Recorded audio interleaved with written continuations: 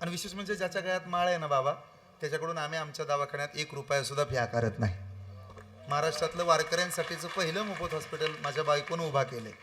ती अर्धांगिनी आहे. सहचारी माहिती आहे का तुम्हाला? आमचं गाव आहे. कधी आला तर या बरं. मोठ्या महादेवाच्या पायथ्याला गाव आहे माझं. नातेपुते गोत्यात आणणाऱ्या नात्यांना पोत्यात घालून आणत होते आमच्याकडचे. नाही, गाव चांगला आहे हा. प्रेमळ माणसात माझ्या गावची. महादेवाची नगरी आहे. महादेवाच्या आम्ही तसे तर शैव संप्रदायात होतो बरं पूर्वी. कधी आलात मोठ्या महादेवाला, महादेवाच्या दर्शनाला, तर आपल्या जीवातला एक जण माणूस तिथं आहे, याची जाणीव असू द्या. या मोठं कृष्णाचं मंदिर आहे. जी धर्मपत्नी डॉक्टर आहे. आमचं नातेपुतेमध्ये हॉस्पिटल आहे, स्पर्श क्लिनिक या नावानं. सोशल मीडिया वापरणारी पोरं मुली त्यांना माहीत असेल, त्वचा रोगावरती आमच्या धर्मपत्नींचं मोठं काम आहे. अख्खं गाव इंजेक्शन घेतं. मॅडमचा फरक पडतो, मॅडमचा फरक पडतो, कंसात मी सोडून. नाही, मी आपलं घाबरून असलेलं बरं ना. नाही, पतीचा हात चांगला आहे. एकदा या.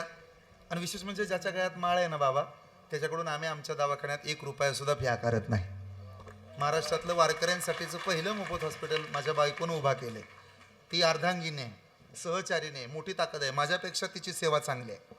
फक्त विनंती आहे, कधी आलाच तर तात्पुरती गळ्यात माळ अडकून येऊ नका. उरलेले पत्रे काढून विकायची पाळी येईल मला. आणि अशी पाळी येऊ नये.